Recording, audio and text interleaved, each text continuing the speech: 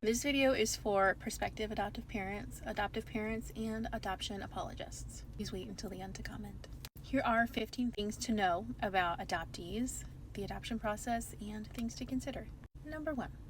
Removing an infant from its biological mother is traumatizing.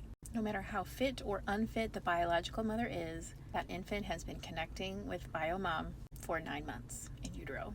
The baby needs mom's limbic brain to connect to baby's limbic brain to create a sense of safety. And this is not something that can be replicated in any other dynamic. It has to be bio-mom. This tells the baby that they are findable by the mother and worthy of being found. When this happens over and over again, the baby feels safe.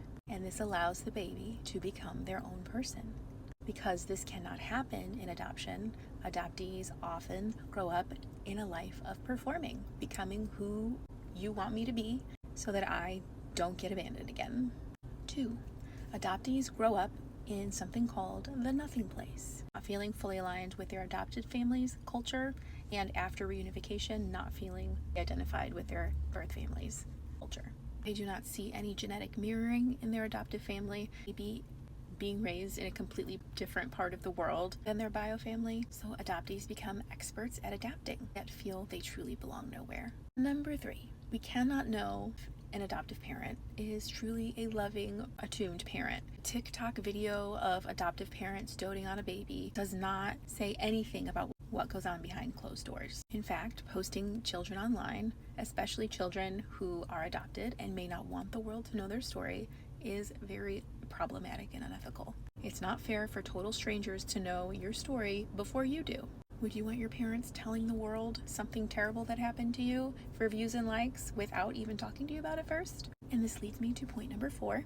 You might be saying something terrible, but adoption is beautiful and a good thing. No, not all adoptions are worst case scenario, but in order for adoptive parents to be able to adopt, that baby has to experience a huge loss. Adoption begins with loss. People overwhelmingly look at adoption through the eyes of the adoptive parents finally getting what they want.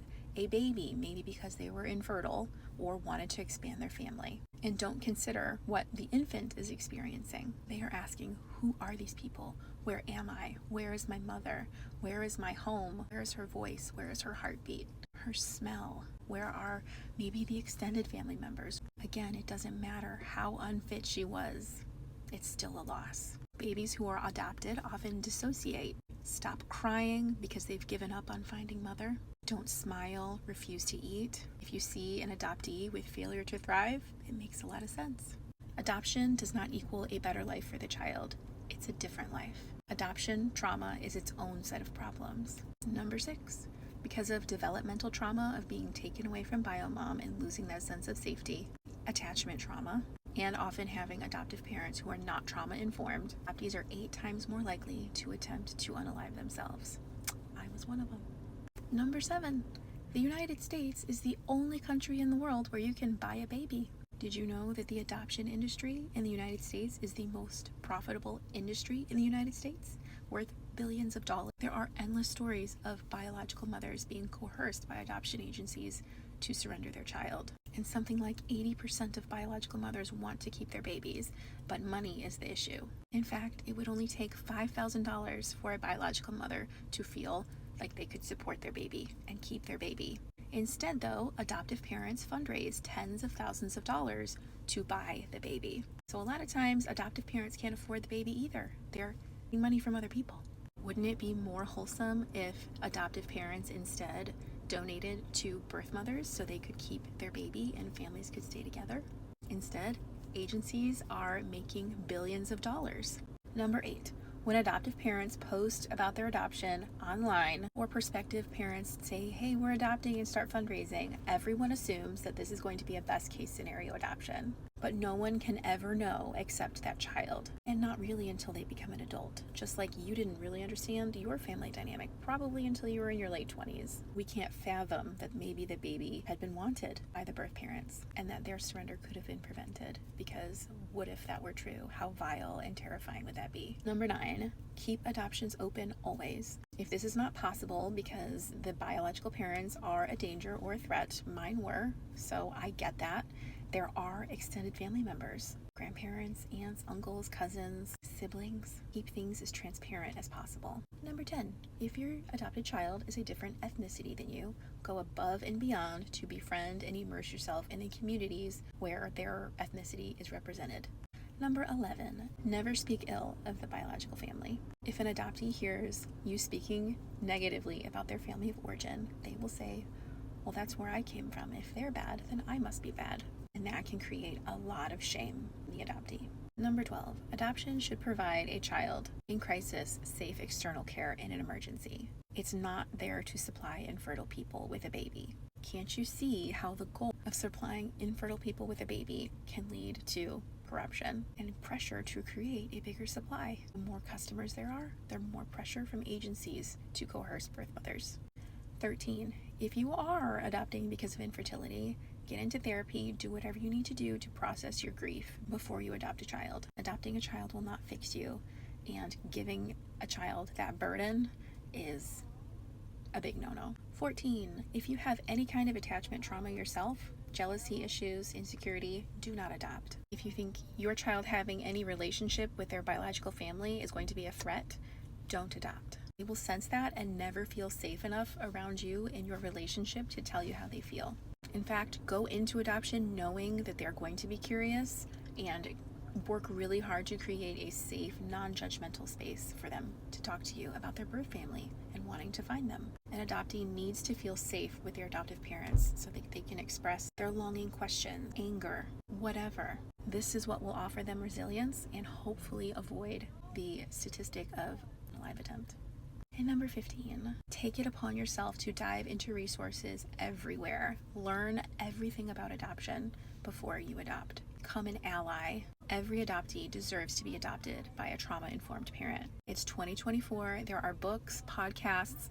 TikTok is full of amazing people who have lived it and can tell you a lot of things that you need to know. Listen to birth mothers and birth fathers about their experience. Adoptive parents, make sure that your entire family, extended family, will also be accepting of your adopted child, because you will not be around forever. And once you're gone, if the rest of your family is not going out of their way to include your adoptive child into their family, they will feel abandonment all over again. 17. Know that when an adoption is finalized, the adoptee's last name is changed and they're issued a brand new birth certificate and the old one is sealed away. Laws vary by state on whether an adoptee can access the original birth certificate. On the new birth certificate, the adoptive parents are listed as if they conceived the child, and sometimes adoptive parents are given the option to change the child's first name and their birth date, with the goal of making it harder for the biological family to locate them. Please don't do this. 18. Don't keep your child's adoption secret from them. Integrate it into their lives. Don't tell them God wanted you to be with us, because when you look at the trauma of adoption and the pain and the loss that a child has to go through, that can be really confusing for the child. Don't say your biological mother loved you so much that she gave you away. The child will internalize that as love equals abandonment. 19. Acknowledge that even in the best case scenario, adoption is both good and bad. 20. Adoption isn't necessary to provide a child in a crisis with external care. You can instead become a child's legal guardian or care for them under fictive kinship. This way, the child has choice in the matter. When they're old enough, they can decide if they want to be adopted by you, and can also choose to live with someone else if their needs are not being met. I can understand why this would be off the table for adoptive parents, but again, if this is a child-centered arrangement, doesn't it make sense that they get to decide and that they have the right to leave if they're not happy? And in this case, the birth certificate stays the same and they are free to connect with biological family as they like. 21. Get your adoptee or foster child in community with kids that are in the same position as them. Being adopted and being in foster care are isolating experiences and can be very lonely. Being in community with people that they can relate to and can talk to about their deepest stuff is really good for them. 22. For adoptee apologists who leave drive-by comments, usually negative ones, who are not part of the adoption triad. You're not an adoptee, adoptive parent, or birth parent. Just take several seats and listen. To adoptees who feel triggered when they hear other adoptees talk about their experience that does not sound like the one that they had, ask yourself, when I was a child, was I able to communicate everything that I needed to my adoptive parents? Questions, fears, sadness, anger. What was the messaging I got about adoption as a child? That what cannot be admitted to the mother cannot be admitted to the self. This is why so many adoptees don't awaken to their loss until their adoptive parents die. Admitting that there was a loss can feel like annihilation for an adoptee who has not yet lived a life where they can express and explore their adoption freely. Finally, 24. This was not a comprehensive list, and everything that I've said here has been gained from my own lived experience as an adoptee and from listening to other adoptees and reading literature about adoption and developmental trauma. If you made it this far, thank you for listening.